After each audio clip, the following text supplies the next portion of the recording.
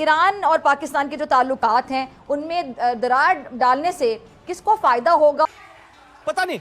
मुसलमान भाइयों, तेरा मेरा रिश्ता क्या, ला इलाहा इल्लल्लाह है ना। तेरा मेरा रिश्ता क्या, ला इलाहा इल्लल्लाह की वाट लग गई फिर से। जो इस्लामिक कंट्री जिसको हम अपना ब्रादराना कंट्री कहते हैं, वही हम पर जो है वो अटैक करी जा रहे हैं। पता नहीं ऐसी आखिर क्या गलती हो चुकी है कि वो भी हमारे जो है वो दुश्मन बनते जा रहे हैं। हमारा दोस्त मुल्क है, हमारा ईरान से कोई फड्डा नहीं है, हमारा ईरान से कोई मसला नहीं है, ईरान को हमसे कोई मसला नहीं है, तो आखिर ये हुआ क्यों है? तेरा मेरा रिश्ता क्या, क्या तेल लेने। खुद पाबंदियों से जकड़ा हुआ मुल्क है और वो आकर जनाब हमारे ऊपर अटैक शुरू कर देता है, हम न्यूक्लियर पावर हैं। क्यों ऐसी नौबत ही क्यों आई है? आखिर हमने अपने मुल्क को कहां लाकर खड़ा कर दिया है कि कोई भी एरा गैरा आकर हमारे ऊपर अटैक कर दे? हरियाणा से जो ऑफिसर ने जो मिसाइल दागा था वो तो बोल रहा था कि भाई नींद में था। एक दो दिन के बाद वो ईरान भी कह दे भाई ये गलती से चल गए हैं, मिसाइल हम चेक कर रहे थे। ये बड़ी हसीन गलतियां हो रही हैं यार, कभी भारत से गलती से निकल जाता है, कभी ईरान से गलती से निकल जाता है। खैर, लेकिन ईरान बोल रहा है कि हमने जीते जागते मिसाइल दागे हैं, उखाड़ना है तो आके उखाड़ लो। जयशंकर 2 दिन पहले वहां मेरे ख्याल चाय पीने तो नहीं गया, आई एम श्योर कुछ ना कुछ ने बातचीत की। पाकिस्तान के जो ताल्लुकात हैं वो 3 नेबर्स के साथ खराब हो गए हैं। पाकिस्तान के खिलाफ ये वायरल प्रोपेगेंडा बड़ा चल रहा है कि पाकिस्तान के 4 नेबर्स हैं और चारों में से 3 के साथ उसकी नहीं बनती है, चाहे वो इंडिया है, चाहे वो अफगानिस्तान है और ईरान। उन्होंने कहा मसला पाकिस्तान में है। 2 लाहौरी आपस में बातचीत कर रहे हैं कि क्या ईरान जानता नहीं है कि साढ़े कोल बम है, हमारी टेक्नोलॉजी कितनी खतरनाक है, हम यहां से रॉकेट मारेंगे तो ईरान उड़ जाएगा। ये सब इन्होंने कल रात से ये लोग बकवास कर रहे हैं और ईरान को कई बार बातों बातों में उड़ा चुके हैं।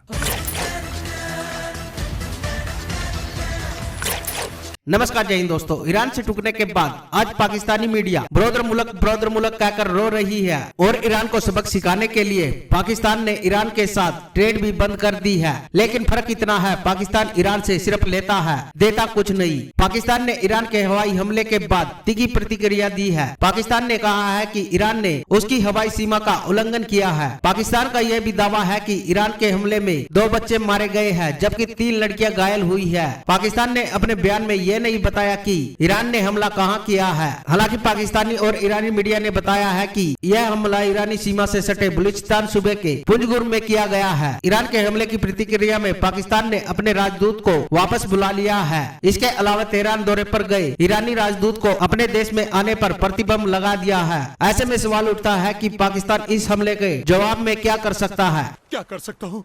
कुछ नहीं। तो दोस्तों, आज एक कहावत तो पूरी तरह से सच हो रही है, जैसा बोएगा वैसा काटेगा। आज पाकिस्तान के साथ वही हो रहा है। तो चलिए दोस्तों, इसी पर पाकिस्तानी मीडिया का रिएक्शन देखते हैं। पाकिस्तान ईरान की तारीख में ये सबसे बड़ा डैमेज ईरान की तरफ से हमारे दोस्ताना खैर सगाली के ताल्लुकात को किया गया।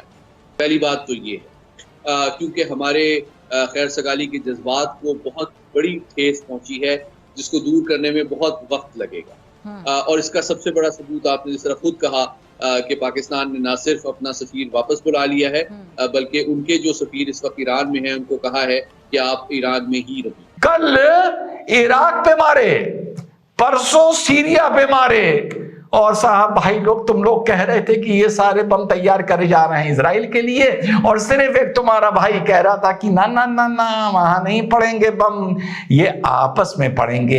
इसीलिए इस तरह से जो ये तेरा मेरा रिश्ता क्या, ला इलाहा इल्लल्लाह ना, ये यार धरातल पर तो काम आता नहीं है, गैर मुसलमान को और चिढ़ा देता है। तो एंड में देखो बिल्कुल वही हो रहा है जो तुम्हारे भाई ने बोला था कि इजराइल का कोई बाल भी बांका नहीं कर पाएगा, और आपस में देखो कली खुल गई। उधर ईरान अफगानी सुन्नी मुसलमानों को अपनी यहाँ से खदेड़ रहा है, इधर पाकिस्तान सुन्नी अफगानी मुसलमानों को अपनी यहाँ से खदेड़ रहा है, उधर ईरान इधर बम मार रहा है। और किस पे बम मारे, नाम कैसे कैसे रखते हैं, क्या रखा है, जैश अदन, यानी लश्कर अदन कि साहब आर्मी ऑफ जस्टिस, नाम इन लोगों को बड़े बड़े अच्छे आते हैं। अरे मुझे ये समझ नहीं आ रही कि आखिर पाकिस्तान के ताल्लुकात मुख्तलिफ कंट्री से, इवन के इस्लामिक कंट्री से आखिर इतने क्यों खराब होते जा रहे हैं। मुझे बड़ा दुख है, अफसोस के साथ पाकिस्तान ने भी इस पे एक्शन ले लिया है, और एक्शन ये लिया है कि पाकिस्तान जो है उन्होंने ईरान के डिप्लोमेट को बाहर निकाल दिया। इंडिया के एक जर्नलिस्ट ने अपना ट्विटर पे लिखा कि इंडिया टेस्ट ब्रह्मोस मिसाइल, और पाकिस्तान की एक लीडिंग जर्नलिस्ट ने उसके नीचे कमेंट किया कि यार यहाँ तो नहीं आया, पता नहीं कहाँ चला गया। तो कुछ ऐसा हो रहा है पाकिस्तान के साथ कि इंडिया का मिसाइल भी वहीं घुस रहा है और ईरान का भी घुस रहा है। क्या सिचुएशन, क्या पाकिस्तान थोड़ा कहीं कमजोर होता दिख रहा है? पाकिस्तान की बुनियाद कमजोर है दादा। देखिए, इसको समझना पड़ेगा डेप्थ में जाके। वो पाकिस्तान ने स्टेट के नाम पे नॉन स्टेट एक्टर्स बनाए हैं, क्योंकि उनके स्टेट की कोई एक फिलॉसफी नहीं है या एक सेंट्रलाइज्ड फिलॉसफी नहीं है। लोगों को रिलीजन के नाम पे अपने अपने जो है वो तंबू गाड़ने की इजाजत मिली हुई है। वो अपना डेरा, अपनी चोली, उस टाइप से वो लोग, हर किसी का अपना जो है। आप इस्लाम के नाम पे कुछ भी कर गुजरिए पाकिस्तान में, आप अपना पैरेलल संगठन बना लीजिए, उसको कोई दिक्कत नहीं है। पहले वो संगठन भारत को मारता रहा तो ये खुश थे, इन्होंने पुष्पनाही की है, इन्होंने अपने यहाँ जो है पाकिस्तानी जो है वो बाकायदा लश्कर तैयबा और इसके लिए चंदे दिया करते थे लोगों ने। फिर वो लोगों के अंदर वो चूंकि इंतहा पसंदी इतनी आ चुकी थी कि वो किसी को बर्दाश्त नहीं करना चाह रहे। पाकिस्तान जो थ्योरेटिकली रिविजिट करने को तैयार नहीं है ना, जिद है इनकी। वो अपनी बेवकूफी की गलतियों के लिए एटम बम बनाने वाला पहला दुनिया का देश है, तो वो स्टेट नहीं है Pakistan. Pakistan is basically non state.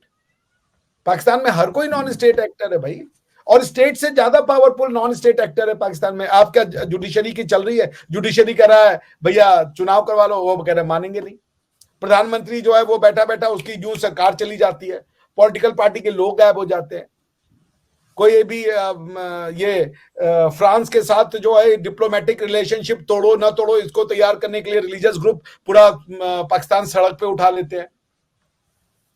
अच्छा, राइट। अच्छा, एक चीज डॉक्टर साहब, एक चीज जैसे कंप्लीट करता, इन्होंने स्टेट नहीं बनाया, स्टेट को जानबूझ के इतना कमजोर बनाया, और ऐसे जो तत्व हैं उनको पाला पोसा जो ये समझ नहीं पाए कि वो कल को क्या रूप लेंगे, और वही रूप ये ले रहे। ये जो जैशे अदल है, ये ईरान में अटैक करा था सियों के ऊपर। जी दादा। पाकिस्तान की मिनिस्ट्री ऑफ फॉरेन अफेयर्स ने बोला कि हम कंडेम करते हैं और हमारी सोवरेनिटी, हम, तुम्हारी दो कौड़ी की सोवरेनिटी नहीं है यार। मुझे तो जब बहुत बुरा लगता है जब पाकिस्तानी ना खुद मुख्तारी की बात करते हैं, मुझे बहुत बुरा लगता है। तुम्हारी क्या खुद मुख्तारी, बिके हुए तुम लोग हो यार।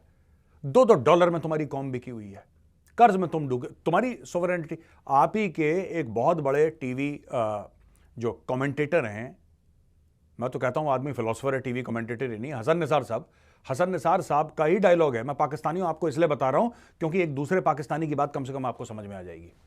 हसन निसार साहब का यह कहना है कि जो बंदा, यानी कि कोई भी आदमी जिसकी जमीन अपनी नहीं है, राइट, जिसकी छत अपनी नहीं है, उसका वोट अपना कैसे हो सकता है? यानी कि वो बंदा खुद मुख्तार हो ही नहीं सकता, वो सॉवरेन हो ही नहीं सकता, उसकी संप्रभुता हो ही नहीं सकती, क्योंकि वो बिक चुका है। आपके सर से बाल से लेकर पैर के जो जूते हैं सब कुछ तो बिक चुके हैं यार।